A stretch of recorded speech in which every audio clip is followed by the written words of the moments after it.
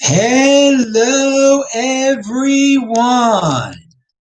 This is Adam Meister, the Bitcoin Meister, the Disrupt Meister. Welcome to the Beyond Bitcoin Show. Today is October the 18th, 2020. Strong hand, long-term thinking, unconfiscatable.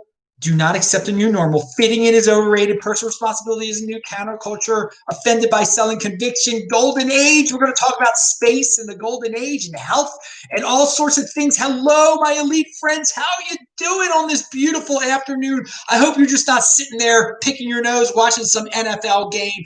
Go outside. I'm doing my sprints today and running probably 4 miles afterwards. I already walked back and forth from shul in motion. If you have questions, I have answers. It's a great day to freaking be alive during this golden age 2020s, baby. So ask questions. It's the Beyond Bitcoin Show. They can be about life, women, money, Bitcoin, whatever you want to do. I will answer your questions.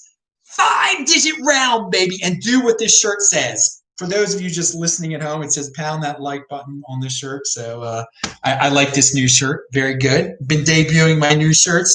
So on these Beyond Bitcoin shows, now that for 4 weeks in a row, I've posted photos in the thumbnail of me with a lady from my past.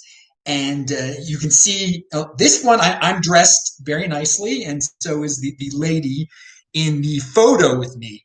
And I was thinking about using it, and everything just came together perfect. Today happens to be her birthday. It's kind of coincidental there, but that's still the deal. Maybe I got but this is a story about being in motion. So by the way, play this at 2x, people. If you don't want, you can just skip through this part. We'll get to the links are, if you're watching this tape, the links are below. If you're watching this live, I haven't put the links down there yet. But you can skip this if you don't want to hear about stories from Adam's past with various women and whatnot, and what the picture means, or who's in the picture with Adam. And I've talked about this person before. Her name's Sarah, Detroit Sarah. Let's call her that. And so at the time of this photo, I just want to point out a couple things here. She was already a mother by then. And at the time of this photo, I had a girlfriend that was not Sarah. I was, so nothing happened this evening except we hung out. And I just want to point that out there. Years before that, I did seal the deal with this girl. Yes, it happened. So when she was, in the single days, not when she was married or anything like that. She's now divorced, of course. So let's continue here. And so this photo is actually from my Facebook, and this is the caption I have below the photo. September 17th, 2011. So Detroit Sarah came back to Baltimore for the first time since 2008. I had not seen her since 2007. She was in town for a wedding of a relative of hers, and I was supposed to meet her at Red Maple, which is a club, after 10 p.m. At 8 p.m., I'm sitting at my computer in a t-shirt, and Sarah calls me. She says some cousins did not show up to the wedding and she needs a date, so I should come to the wedding at the 1840s ballroom downtown. At a few minutes after 8:30, I was at the wedding in my suit at Sarah's table. Good times. So, dude, I am just sitting there on a Saturday night. I'm going to go to the bar at 10 p.m. and I meet a girl that's in town for a wedding. And she calls me. She says, come to the wedding. You're going to be my guest at the wedding. And I was down there within a half hour with the suit on, looking exactly like the way you see me in that photo with her. And I think some of the ladies will like her dress. Supposedly it was a very nice dress. I don't know. And yeah, it was a lovely affair. I was actually at the table of the grandmother I was like at one of the main tables. I don't know anybody at this darn wedding except Sarah, and I'm sitting there with her, and she has to, people are who is this guy? Where did he come from? He just shows up in the middle of the dinner or something like that. But they're very nice. I was at like an important table, the grandmother of the groom's table. I don't know these darn people. So, and then good food and candy and all. I used to eat candy. I remember there was candy at this thing. And then we hung out afterwards at Red Maple as planned. So Yeah, an adventurous time, and that is who that is in that photo with me. I've told other stories about being in Detroit. I visited her. I visited her later in 2013, right before I bought my first Bitcoin. Like the day before I bought my first. I didn't want to buy it in Detroit, and there was a reason for that. But when I got back to Baltimore on whatever it was, November 17th, 2013, it's my 7-year anniversary of buying Bitcoin is coming up soon. And I was hanging out with her at that time also. But again, at that point, she was on the verge of getting divorced. But anyway, that's it. You can see the picture. That's who it is. Good memories. Happy birthday to Sarah. It is actually really is her birthday today. And I can remember days like this very easily. Well, first of all, my father was born on October 19th, so it's really easy to remember he was born on October 18th. Now, moving on. Last week, so I hope you played that at 2x, all you people that don't want to hear stories like that. Yeah, man, but I can clean up real fast. I can go from sitting in the T-shirt at the computer to wearing the suit and tie at the lovely affair at the 1840s ballroom downtown Baltimore. Okay, September. Oh, yeah. So one thing I forgot about that. Since I did have a girlfriend at the time, she eventually found that photo and she was very unhappy. All right, then, whatever. Okay, so that was perfect. I forgot to talk about this last week. The famous S. Molly, Stefan M. Let's call him Stefan M. He got kicked off of YouTube, you all know, and now he's on BitChute. Now, I check out his videos occasionally on BitChute, and he's got this one that I'm going to link to below, all right? And he's frustrated, okay? He's frustrated, and he's got a legitimate frustration because he's a really smart guy, all right? And he doesn't understand how stupid, like, why are so many people so stupid and so mindless and just are algorithm slaves? He doesn't get it. And he took for granted on YouTube that there were just a lot of 80%ers that were just watching him because he was on YouTube. And I think he started to learn it. YouTube did start to throttle him before they kicked him off. So his numbers were going down and he couldn't understand why his numbers were going down. He didn't get it that his 20% fan base was still there, but just when you're on YouTube, you play by their rules. They can throttle the algorithm so they send you no 80%er traffic, okay? But once he got to BitChute, then he starts to lose even more traffic, okay? He's very frustrated. And he in the video, he makes a very simple point. He's just one website over now. Like, if your friend moved one house over, would you stop visiting your friend? No, you wouldn't stop visiting your friend if he moved one house over, okay? No. So all he's done is his videos now, you can't find them at YouTube, you can find them at BitChute.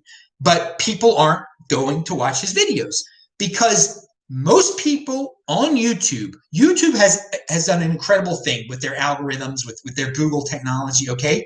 They have created a mindless platform addiction. People are coming to YouTube to watch what YouTube tells them to watch. Most of the people on YouTube now come here. They don't, sure, they like some shows on YouTube. They like some creators on YouTube, okay? But at this point, they are so addicted. They're such slaves. They're just coming to YouTube and they're letting YouTube tell them everything they should watch. And they stay on YouTube. They don't want to go anywhere else because they feel happy about YouTube.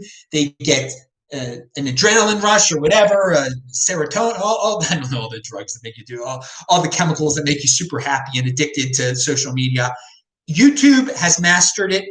And so you watch, but look at Matt Molyneux's frustration. And his point is very valid. And I brought it up also. I don't know why people don't use their heads. Yaron Brook talks about it too. People do not think. People just don't think anymore. They let these algorithms think for them. I guess I'm used to thinking. I don't think it's that hard of a thing to do, but apparently it's quite an accomplishment to use your brain and to use critical thinking at all, or anything even close to critical thinking. All right, let me see if there are questions over there. I see there's are you ever in Baltimore? Yeah, I'm only for holidays. I've only been in Baltimore we just had the high holidays from Rosh Hashanah to Yom Kippur, so that was a little less than 2 weeks. And then in June, I was in Baltimore for the first time only for 3 days because of all this nonsense that's been going on. And I'll be back for Thanksgiving. So usually I'm back in Baltimore for 4 periods of time. Okay. Usually Passover, I couldn't come back this year because of all the insanity. But usually it's Passover, another time, the high holidays, and Thanksgiving. Those 4 times. But no, I don't. I live all over the world. I travel all over, and I'm in Salt Lake City right now. And Roman Q says people use the Google search bar hundreds of times a day. Then they come to YouTube and forget they can search for things themselves. Don't be a slave to the algorithm, people. Yeah, no, I think you're absolutely right. But Roman, I also a lot of people who use the Google search, how many of those people ever even check the second page of the Google search? That's an interesting question also. But yeah, YouTube is just Google. YouTube's got a great search. I mean, I use it. I definitely search people out there. When I hear Yaron Brook doesn't, usually his links below, he does, the people he talks about sometimes, they're not linked to below. So I got to look up who he's talking about, or whatever anyone's talking about. I look up on YouTube to find videos, content creators that I might like. But no, there's so many people can't even use the YouTube search engine. How can you expect them to even take it one step further and go to BitChute? Okay. And all these shows are at BitChute. All of my shows and my BitChute following has been growing lately. It's been very, I don't know why. Maybe more people are moving to BitChute and looking up cryptocurrency related stuff. I have no idea, but I do like this shirt a lot, and it does say pound that like button, so do that. And I didn't even know this was on the shirt until like the other day. All right, let's move on to the next topic. Oh yeah, retweet this, dude. Speaking about social media, but it'll be on Parler also, and watch Fridays and Saturday's show, and I think was it Thursday's show I was talking about Parler. They've all been great lately. All been great. Last night, I just talked about what was on my mind in terms of cryptocurrency and Bitcoin. Totally not planned. And Friday, of course, was This Week in Bitcoin. So, all right, what do we got here? All right. Let me move on to the next topic. Here. Oh yeah, this one's lovely. Udi, the great Israeli Udi, who is now under a major lockdown. It's insane what they got going on over there. By the way, in Israel, it is the leftists are protesting against the lockdown. It shouldn't just be. It should be everyone. Okay, so to me, it's not political at all. I don't care whatever. If it's a leftist regime that puts a lockdown on me, or a rightist regime, I don't care. It is ridiculous at all. But it just shows how political this is, because apparently, now I don't know this for a fact, but I do know the leftists are protesting there, and the government is currently controlled by a so-called rightist called Netanyahu. He's not that right. Don't worry about it. I mean, people try to make him out to be this hardcore right. No, he's not hardcore right wing. He's quite moderate. He's like Joe Biden with not being senile. Now, because he's a career politician. But yeah, apparently in Israel, the leftists are protesting. But would they protest if it was a leftist that locked them down? That's a great question. I hope they would. But for people, it's political. So we'll get to that in a second. But Udi says they want a world where you can't call someone a woman without their consent, but it's always okay to call anyone a National Socialist. He uses the word Nazi. I'm not going to use that word because these YouTube, I might not have a YouTube channel anymore if I use that Nazi word. And of course, the Nazis were the worst human beings in the history of the planet Earth, the worst political movement of all time, and committed the worst atrocity of all time. But now it's true. Like you can't. What he means by they is the political correct entities out there, the modern world out there. I mean, you cannot call someone a woman without their consent, but it's always okay to call someone a National Socialist, that horrible party. And for me, yeah, that's unfortunate that people just abuse that word so much to shut down. Just call someone that, and then it'll shame them, or you're just so ignorant you don't even know what that word is, so you just call everybody who hate that word. Now, this is a reason why people who do believe in that ideology, that horrific ideology, There are actually people that are that horrible, that do believe in that, but they should.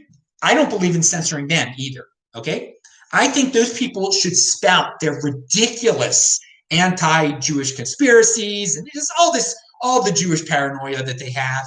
I don't think that should be censored at all. Okay, and all the other ridiculous racial theories that they have, that should they should be out there. They should. I have no problem with that out there, because with that out there, okay, then everyone gets to see how crazy these people are. Okay, but at the same time, they get to compare how crazy those people are and all their weird theories and all their hateful theories to like entities like BLM, okay, and all the other SJW organizations out there, and then you'll see, well, wait a second, these NAZIs.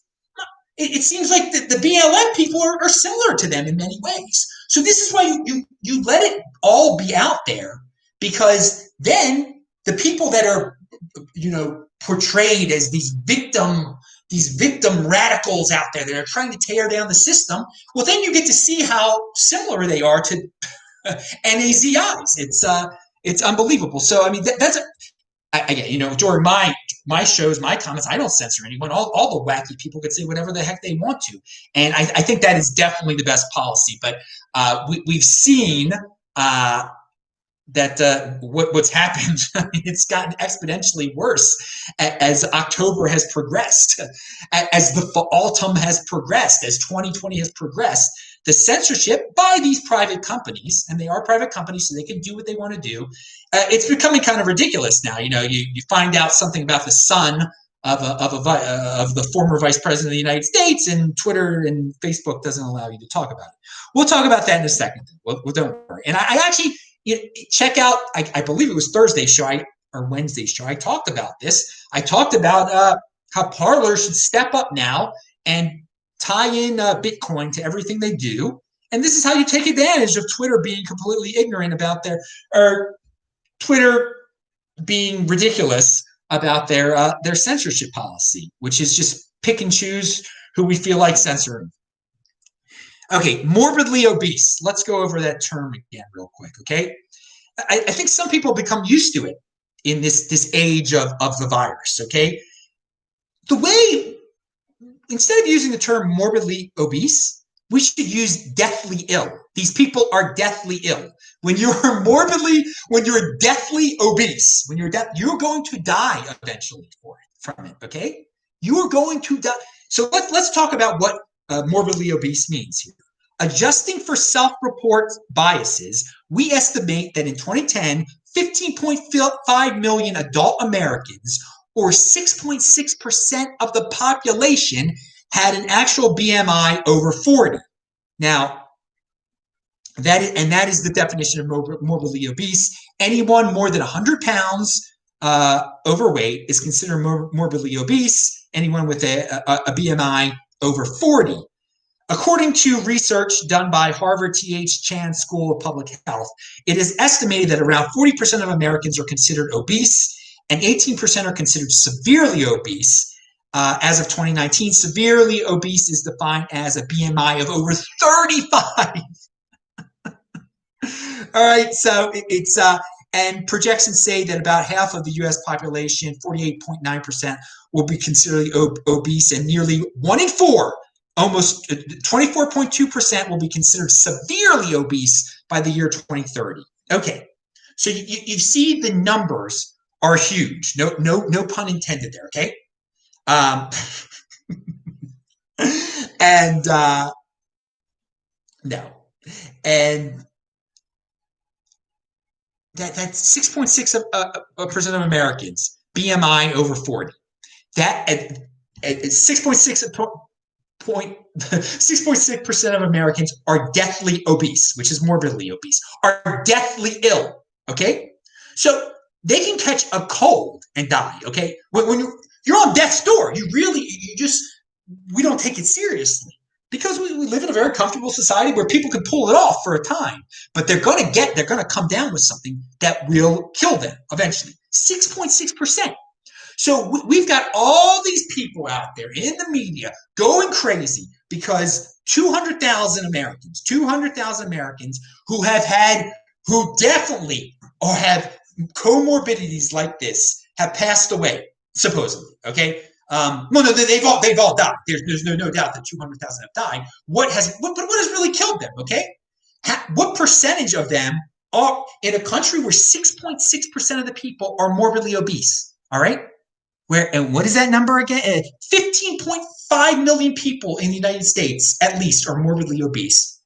And then we have 200,000 dying of the virus that's currently going on. Okay. So morbid obesity can be controlled. It's totally preventable. So many of the people are dying because they just didn't care about whatever being morbidly obese, being whatever it was. They didn't care. And now we're supposed to feel bad. Now we're supposed to upend our entire lives. We're supposed to sacrifice for people who clearly had no intention of sacrificing. We live in it, and you're free to do that. You're free to just go out of your way and kill yourself, basically. 15.5 million Americans are well on the road to doing that. Well on the road. It's morbidly obese. You're painting a rosy picture when you're calling it. It's deathly obese. You are deathly ill. And so it's no shock that when there's a stronger cold out there or a stronger flu out there, that in a country where 6.6% of the population is on death's door from obesity, then yeah, people are going to die. Okay. But what's that got to do with me, man? What's that got to do with the guy who maintains himself? Okay, what's that got to do with personal responsibility? And well, I'll tell you what, they have no personal responsibility. There was a screaming and crying that the whole world should shut down because of that. People should have shut their pie holes a long time ago. Pound that like button, okay? So it's a very unhealthy country. When we're in the future, there are going to be other new colds that people can talk about and scare you about, okay? If you're healthy, live your life, dude. And if you're healthy, don't feel guilty for being healthy. If you're healthy, you have no obligation to sacrifice for this nonsense that's out there. And I found out this term from Barry Weiss in a story that I'm going to talk about in a second. Therapeutic totalitarianism. That might be a new. That's what liberal democracies are becoming. Okay, or is something like the United States. What people are demanding of the free world now is to become a therapeutic totalitarianism style. So what is that? That describes a government that takes care of everything for you. Okay, they're all encompassing. They're going to take care. They're going to make strict rules, but it's going to cure you of your problems, of your ills, of your worries. It's therapeutic. This totalitarianism, well, it's too cold of a word. Therapeutic totalitarianism. And some people will give into it. I mean, yeah, sure, totalitarianism, Stalin, you-know-who, and the NAZI, all those dudes, they were totalitarianism, but they didn't have the therapeutic aspect. So we've evolved here. We've added a therapeutic aspect to totalitarianism, and now it's acceptable. The Chinese model, look at them. That's therapeutic totalitarianism. They shut down everything and they cured it. Look, everyone's healthy and happy there. So we should follow that model. And lockdowns are just a new tool in our new form of running a country.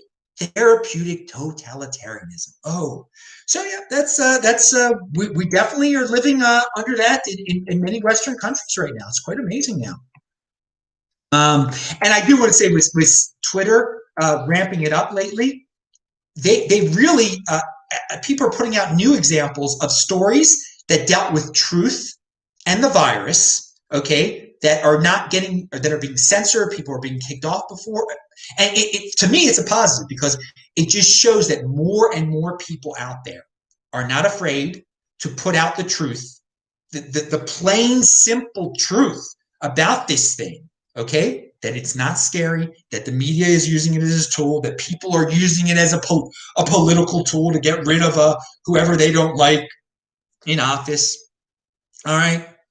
So that Twitter and other social medias are now ramping it up. Well, part of the reason is because more people are speaking up. There's more truth that's getting out there, so they're shutting it down. Whatever. Go to BitChute, people. Put it on BitChute. But I mean, most people can't watch a BitChute video because they're addicted to YouTube. Dude, just learn the 20%er way of life, guys. Learn to be in motion. Really, learn to think. I hope I'm an inspiration out there to some of the people who have listening comprehension, at least, which is few. Now, and something I said on yesterday's show, I'm going to say it again real quick. The podcast people, I just noticed on Apple Podcast that there's a rating system there, and people have upvoted me and have left really nice reviews. I didn't even know it existed. I knew I was on Apple Podcast, but I never really paid attention to like the main page over there. So thank you. And like upvote me over there if you're listening to this, I guess. And so leftists, I have noticed, they live in a post-hypocrisy world. That's another name for the world we're living in right now. Post-hypocrisy world. If you point out the hypocrisy in what people are doing, they don't care anymore. That's not going to stop them. That's not going to shame them. That's not going to, they talk about, it's so dealing with the Russians is horrible. Dealing with the Eastern Europeans, it's terrible. And then, their leader deals with the Ukraine. There's nothing, no. There's nothing wrong with his son dealing with the Ukraine, blah, blah, blah, blah, blah. No, that's not about, in the world, in the post-hypocrisy world, you're wasting your breath. Don't worry about it, okay? Most people don't know what hypocrisy is anymore. Most people, you're not going to win an argument with them. You're not going to change their minds if you point out hypocrisy. And it seems to be emanating from the left, or at least from the collectivist world, the collectivist left, and maybe the collectivist right. I haven't really noticed it that much over there, but keep it in mind. It's a term I just made up. Post-hypocrisy world. Yeah, come to the Bitcoin overlay. You don't have to worry about post-hypocrisy world there. So as you could probably, the media has done a great job of making some people's lives revolve completely around virus stories and virus updates. It's very sad and pathetic, but it shows you that TV still can influence a lot of people. It really can. And social media, but TV's doing it. CNN is doing a great job. Don't tell me it's that CNN isn't part of this, okay? Or that they're not doing their part, that people aren't drooling over their TV still. Because some people say, it's the modern world. People don't watch TV anymore. They're on the internet. It doesn't matter what's on TV. The audiences are shrinking on TV. Perhaps the audiences are shrinking, but they're having much influence. And people grew up worshiping that TV. They clearly still are doing so.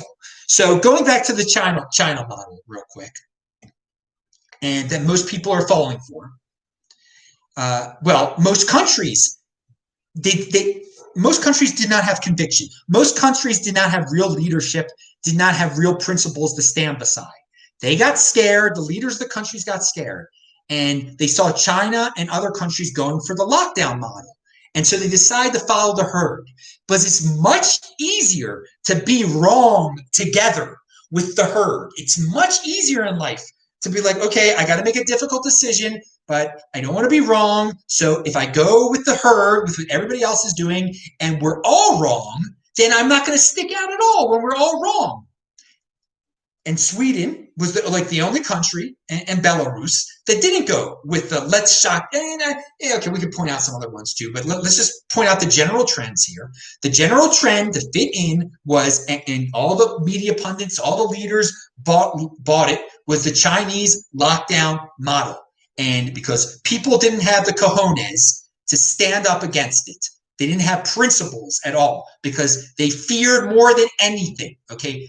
More than anything, they just feared being wrong and sticking out like a sore thumb. But what ended up happening is that everybody is wrong, so they're not sticking.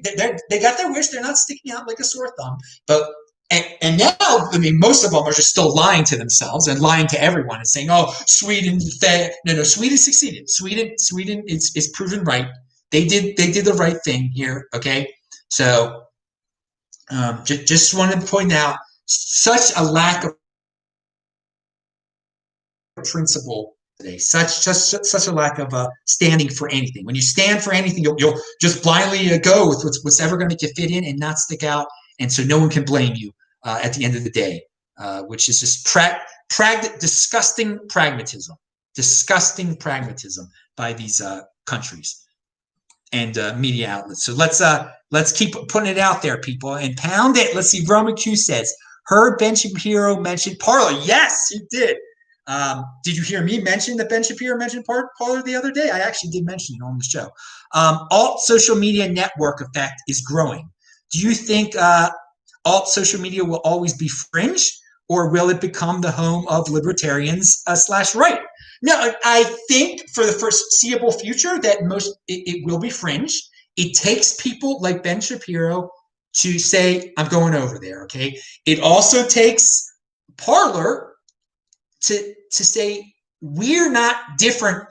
Oh, sure, we're different than Twitter because we're not silencing dissent. We're not politically biased, okay? But that's not enough. They've got to do something else. And that's why I suggested they get totally into cryptocurrency. There has to be a deeper gimmick. And the financial, to pay people to have it. I mean, watch my show yesterday about financial tribes, okay?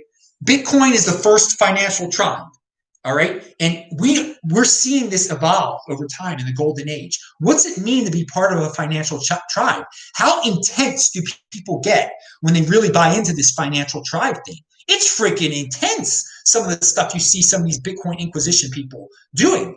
So if you, as a social media outlet, somehow tie in a financial tribe into your gimmick, into what you're doing, you're going to get a lot of passionate people that are going to do a lot of free marketing for you, and it's going to differentiate you from all the other fringe stuff, and you're not going to be too fringy anymore. But it takes some innovation. It takes some thinking. It takes being a unique beast. And so that was my suggestion it's my suggestion to BitChute also. Straight up say we love Bitcoin, put it all over your site, figure out a way to incorporate the Lightning Network, make your own cryptocurrency. I don't care what you have to do. Get some financial tribe over there that is going to propel you to greatness, to something beyond just being for right-leaning people. It can't just be. You can't just have a Twitter for right-leaning people, okay? That's sort of what Parler is, and it's not even that. It's a Twitter for a few right-leaning people. That's all it is now. It's got to be more, and it just can't be saying we believe in free speech because people are idiots and they don't care.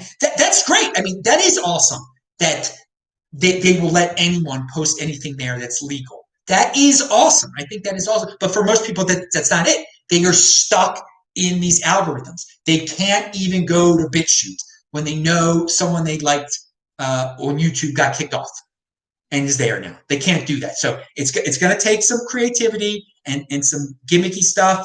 And for me, and I'm going to keep doing these shows, I'm taking real world problems and figuring out how Bitcoin solves this problem and giving you step-by-step things they can do. And that's what I did.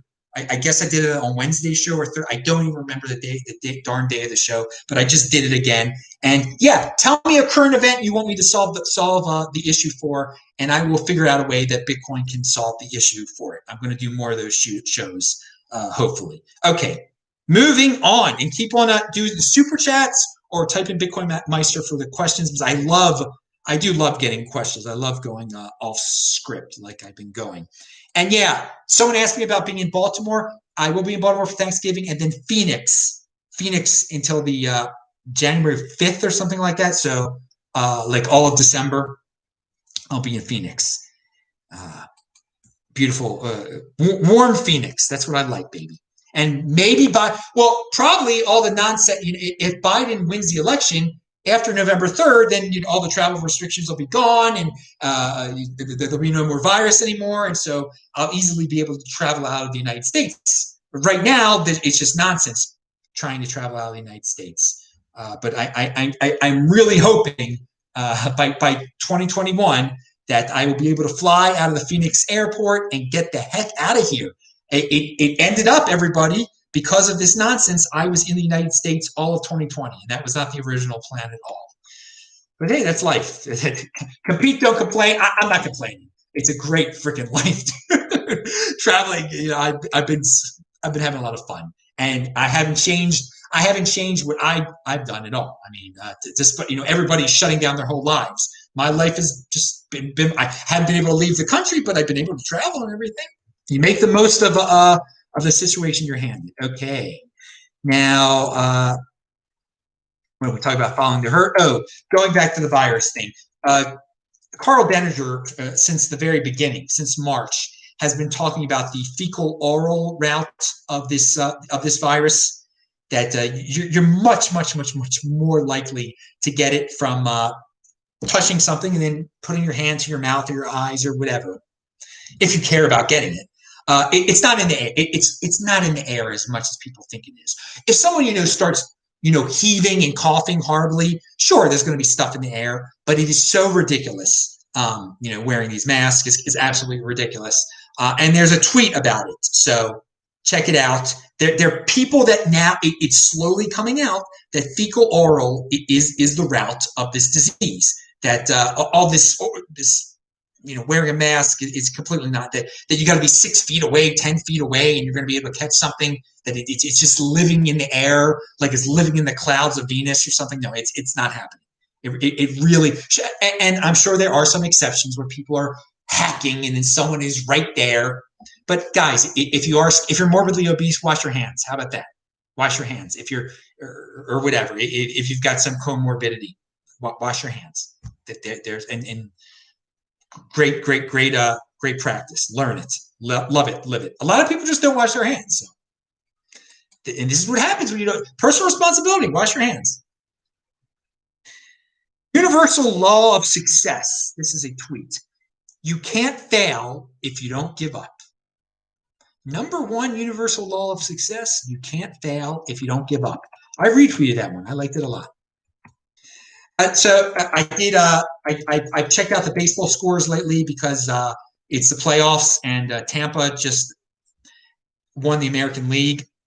And I check out some highlights. Well, I like checking out the highlights of the National League because they actually have a crowd there. And I like to see a crowd at a baseball game. Well, back in the day when you'd watch sports, you would get advertisements like tastes great, less filling. And you'd have these former football players, just manly stuff. Now, I come see a highlight and they got it. There's an advertisement. Lysol, what it takes to protect. And this is the people. Lysol, what it takes to protect. That's what advertises on sports now. That's how much of how femme everything's become here. And they wouldn't be advertising if people weren't. If it didn't work, if it wasn't properly recognized. Properly increasing their brand recognition. So a lot of the men that watch this, they want to know about Lysol. Disgraceful. Tastes great, less filling. That's what I have to say. So this article by Barry Weiss that I referenced beforehand, it's in Tablet Magazine, which is apparently a Jewish magazine. She's Jewish. She used to work for the New York Times, but she quit because she actually stood for something. And it's a good read. Stop being shocked. American liberalism is in danger from a new ideology, one with dangerous implications for Jews. So don't worry about the Jewish part of it. This is a article for anyone that just shows you how American liberalism it's changing. It definitely is changing. People it's racial theory is totally starting to dominate it, and it's an ideology that does not judge people by their being individuals. It's throwing a lot of people into groups and trying to promote other groups over others, and it involves an authoritarian, pre-planned setup. Control freaks type of stuff, not freedom-inducing activities, to say the least. So it is disturbing that people who think they're so liberal and open-minded want a top-down control grid that picks winners and losers, and victims are pedestaled, and victims are given stuff that is taken away from so-called winners of the world. All right. So that's her. Her article is good. She's a very good writer. Here is Elon Musk, a golden age winner, to no doubt, that people are envious of. Okay, and he speaks up against a lot of the nonsense. He has such high hopes, such great goals, such a great system. I mean, his system is throw a bunch of money into technology, incredibly technology related companies, and just make people work hard there and aim high. And Elon Musk says SpaceX's first Starship trip to Mars could fly in 4 years. Okay, 2024, next halving, I could be by the next halving, I could be saying, strong hand, 2028 halving, Elon's we just landed men on the freaking Mars. I love it. I love this golden age, man. Isaac Arthur, another great space guy, he mentions, he did a video about the UFO sightings, and he mentions a great debunker of conspiracies named Mick West, and I will link to Mick West below. Actually, it's pretty simple. It's just Mick West on YouTube, okay? But I'll link to Mick West below, because not only does Mick West debunk the UFO nonsense, he debunks the Building 7 nonsense and all sorts of other nonsense that a lot of you actually believe in for some unknown reason. Because, I mean, you like conspiracies, you like doom. This Mick West guy is great. He debunks all the doom stuff, the clickbait doom stuff that so many people put out there. And of course, he has very few people subscribe to him because he doesn't do clickbait. He does the straight up, tells you the truth about the stuff that all these people who live in fantasy land of doom world want to be true because they can't live their own lives. So very good job, Mick West. If you're a thinker, go to Mick West's channel, which will be linked to below. And thank you, Isaac Arthur, for telling us about that. And again, I'm no algorithm slave. When I watch a video that Isaac Arthur makes, and he tells about another cool person, I go check out that other person. And Isaac Arthur actually puts links to the dude below also. So it makes it easier. Okay. There's a ton of evidence out there that Hunter Biden materials are authentic. Zero evidence that they're Russian disinformation. But if you just basically repeat the phrase Russian disinformation over and over again, that's all that's required in today's deranged media environment. Yes, I agree.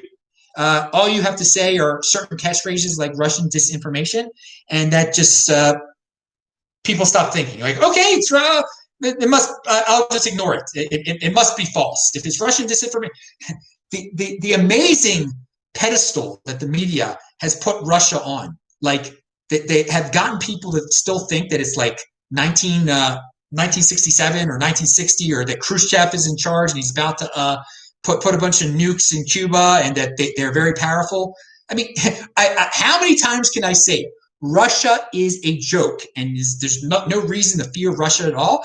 But people are so addicted to their TV that Russian disinformation, you're a Russian troll, everything's a Russian troll, everybody should be worried about Russia. And so it's the ultimate nonsense. And this guy phrased it beautifully, that all you need in today's deranged 80%er environment is just scream Russian disinformation. It turns off 80% of the brains out there.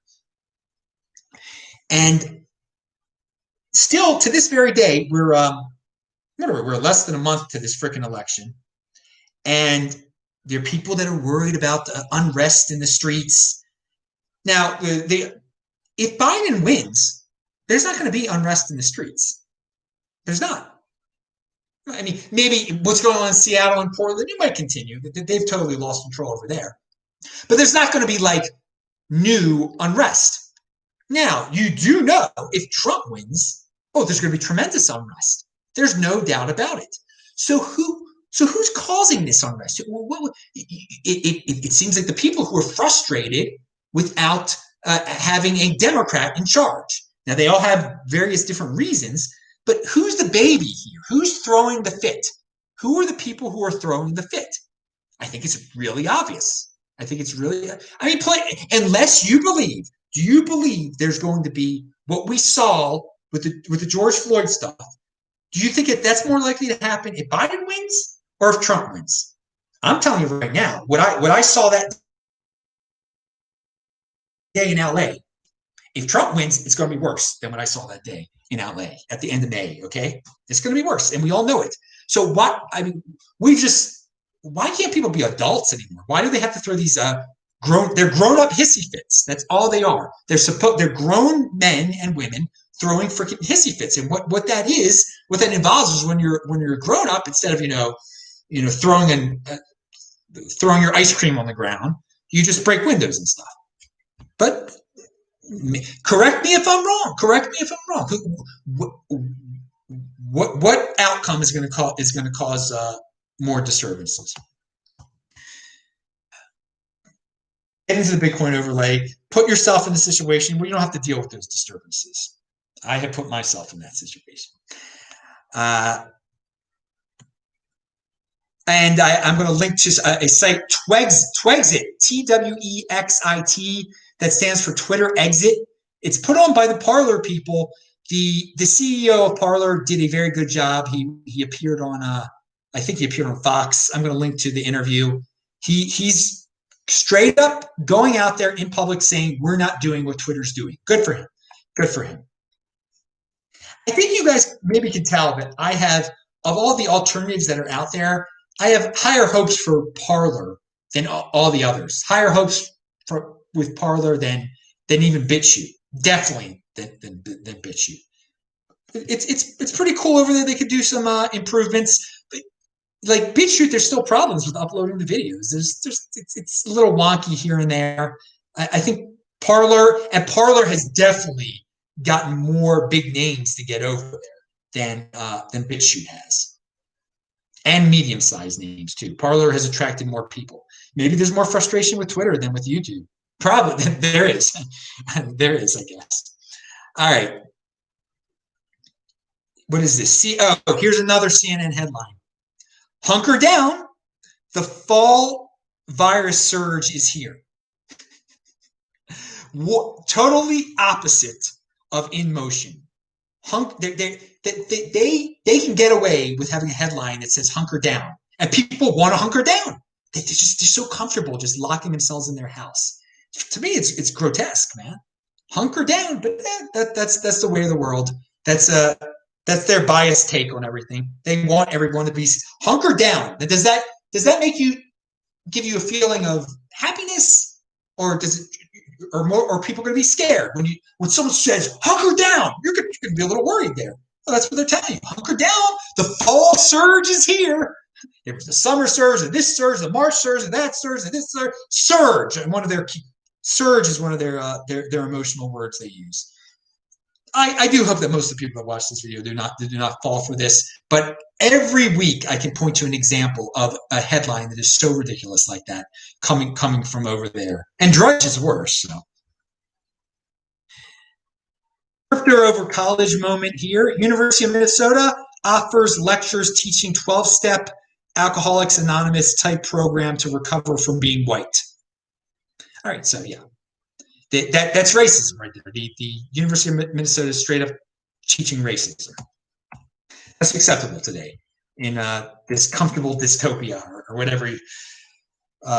Therapeutic. It's therapeutic totalitarianism. It's fixing a problem, fixing a disease. The Amy Coney Barrett hearings have been pretty. The few highlights that I have seen, only from Ben Shapiro, it's been nonsense, and they haven't been able to. She's going to become a Supreme Court, a member of the Supreme Court. But here's a tweet that's very funny, and it speaks loud and clear, not just about the left, but about the right also. The fact that the Supreme Court of the United States nominee, who has been tested and already had the virus, must sit there with a mask in a GOP-controlled Senate demonstrates that we no longer live in a sane country. There's no reason why that woman should be wearing a mask. She already had it. She can't give it to anybody. And she's not really sitting there. And it's so ridiculous how we've blown this out of proportion. And the Republicans are in charge. I mean, they're scared too. They don't want to stick out either. They want to be wrong with everybody else. Okay. They have no principles. The right take has been Carl Denninger all along, Alex Bernstein, people like that I retweet that I mentioned. But the governments, the left and the right, most on the left and the right, are scared to go with them because they don't want to be wrong. They want to just fit in with the crowd, fit in with the herd. If they're wrong, no one will notice them. What's this? Federalist. Facebook is now officially censoring the New York Post Hunter Biden bombshell. All right, I think we know that by now. They're all there's no shame in it at all. They're just like, you can't use it, even though the story's true. All the social media platforms, or at least Facebook and Twitter. And so if you guys don't like it, then just don't hang out there. There's no reason. There's alternatives. You can still post there. You can post on both. But to cry for the United States government to interfere and try to break up big tech is so wrong. It's so wrong. It's so not compete. Don't complain. You're complaining. You're not competing. Let them run their businesses the way they want to run their businesses, okay? And as Stefan Molyneux has pointed out, most people, I'm sure some of the people who refuse to go over to BitChute, who are so addicted to YouTube, are the same ones that say they're not. They say, no, it's the government should break up big tech. And then they can't even leave YouTube. They can't even type in BitChute on their URL in their browser. They can't even do that. In a world of handouts, so we're definitely living in a world of handouts. It's such a comfortable world. If you are in bad shape in the United States, you're not going to starve. You can get all sorts of nice free stuff. Everyone wants to live on top of the mountain, but few are willing to make the climb. Plenty of people are envious of those on top of the mountain and thus think they should be up there also. But they're not willing to put in the hard work. So few people are willing to put in the hard work today. And today, wanting someone else's money is called need. Wanting to keep your own money is called greed. And compassion is when politicians arrange the transfer. That's from Joseph Sobran. All right. Going away from politics and finance for 1 second here.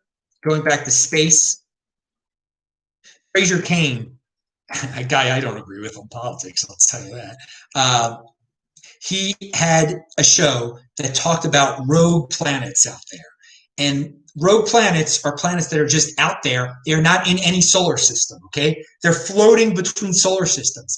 And this is just, and our telescopes are getting better. We're learning more and more. We're finding more and more. We're at the tip of the iceberg here. There could be hundreds of them between Proxima Centauri and our solar system. Okay, and I'm just fascinated by. I linked to the video before. Some of you are going to say, well, it's a niche subject that only you care about.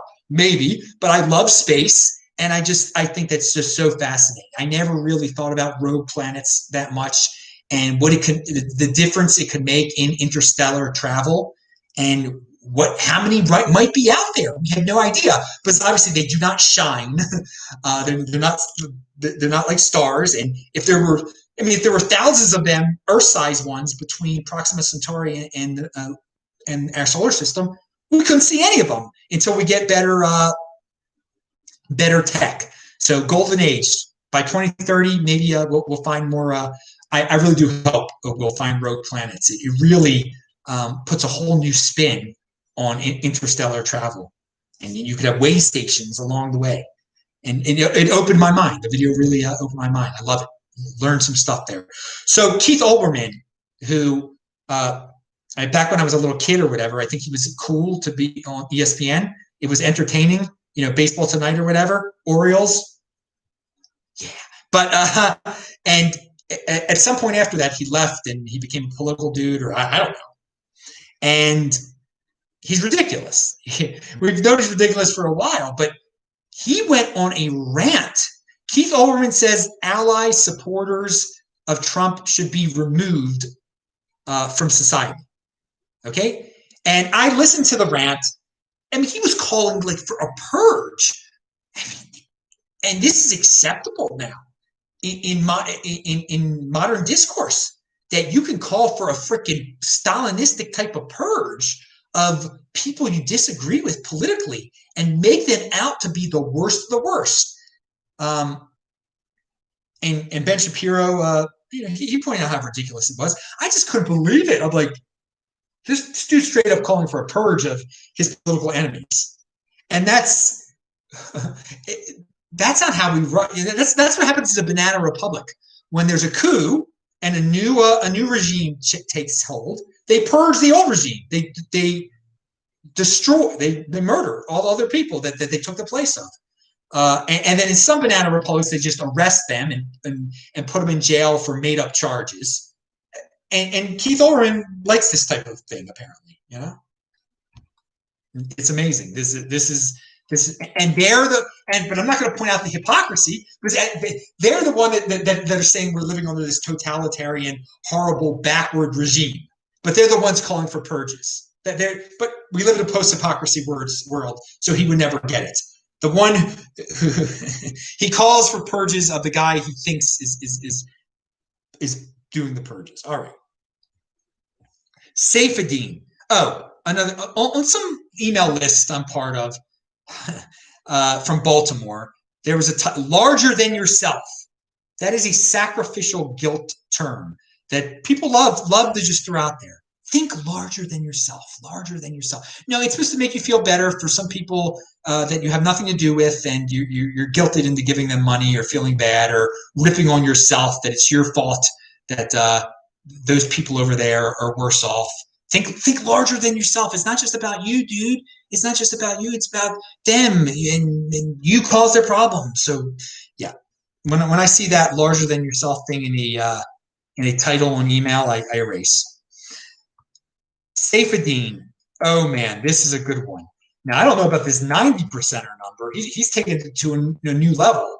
I just talk about 80%, but he's on 90%. Anytime you doubt yourself, remember that 90% of people can be scared into voluntary house arrest with videos of people fainting and dumb math. You have no reason to not crush your competition, unless you're one of the 90%, in which case all your worst doubts are probably true.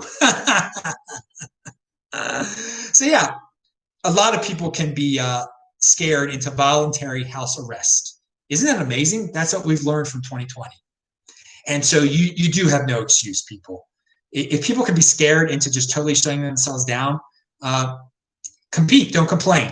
You'll be able to defeat them. And you should have no doubt about your ability over such people. And Ben Shapiro also pointed out that Democrats are declaring anything they don't like court packing. That involves the Supreme Court. That Trump nominating Amy Coney Barrett, that's court packing. No, so we live in a world, in a postmodern world, there is the trick that's being used by so many people is that there's definitions for nothing. Nothing has meaning anymore. You can make up your own meaning for anything. Okay? If you say all lives matter, oh no, you don't really mean all lives matter. You're meaning you're racist if you say all lives matter. All right. So it does work. The postmodern technique of just nothing has a definition, and you can make up a definition. Woman. What does woman mean? Well, I mean you can have a penis and be a woman now. Well, wait a second. It doesn't mean woman. XX chromosome, vagina. No. That's woman can have. There's no true definition. You make it up. So court packing. Well, isn't court packing just adding extra judges? No. Court packing can also mean just like a dude I don't like added someone I don't like to the Supreme Court. On the other, talk about the Yelp racist taggings. Yelp allows people now, or they go to rate a small business and say they're racist in order to to blackmail them, to libel them, to extort them. It seems like a really Yelp is a private organization. Okay, they can do what they want to do. Seems like it's a way just who's going to be hurt by this? Okay, small businesses are going to be hurt by all the people that want revenge on them. They're going to give them the racist scarlet letter, and who will that help? Well, it'll help like Amazon. Less small businesses out there, more business for the big business. For all you social justice warriors that you say you support your local business, but at the same time you're willing to buy into a scheme where people are encouraged to make up a libel. It's weaponized libel right there against small businesses. And then you don't like, and you're envious at Amazon, you're helping Amazon. But there's no principles. No principles. And finally, Sweden, a video from Sweden just showing people being Swedish and living their lives and not wearing masks and hanging out the mall and being close to each other. Just so you see that, yeah, they're living it. Oh, here's a question. BitcoinMeister, are you aware that in Canada you qualify for $900 every 2 weeks until next September, as long as you don't make 38,000? It doesn't surprise me at all. I mean, we're about to have in the United States, and Johnny NY said hi Johnny. We're going to have another check come out soon. There's going to be all sorts of schemes, money printing schemes going on. So there's no excuse for, if you're a Canadian citizen, to be valuing your wealth in Canadian dollars at all. I've said this on multiple shows now. You definitely should have turned some of those loonies into Bitcoin quite a while back, but it will be worse. The money printing will be worse in other countries than even in Canada, okay? But Canada, United States will ramp it up. Canada will still be worse than the United States. The United States sets the tone, okay? So if Biden becomes president and you get UBI, if you get 2,400 UBI for all of 2021, the other countries will beat out the United States. European Union, they'll even get worse. And Canada will be worse also. So the dollar will still be the best of the worst, the best of the fiats. Why play it in the fiat realm? Why value your wealth in fiat when we have all this nonsense going on? So it'll be an interesting next few shows, I'm sure, as we get closer to November. Remember, don't let it control your lives, dude. Live your regular life that you've been living. Don't worry about who's going to become president. You use your head. That's what we were talking about at the start of the show. That so few people can use their head. That whatever situation arises, you can use your head to put yourself in the best possible position, safety-wise, financially. Get into the Bitcoin overlay. And we've known about what's been possible now since February, how psychotic some leaders can be. So don't be shocked by anything. And there's really there's no excuse to not have your physical health in order and your mental health in order now, and your wealth in order. I mean, we've been living this crazy year for 10 months now. So no excuse anymore, dudes. Get in shape physically, mentally, financially. Pound that like button. I'll see you guys tomorrow. Retweet it, everybody. Thank you very much. See ya. Personal responsibility is the new counterculture.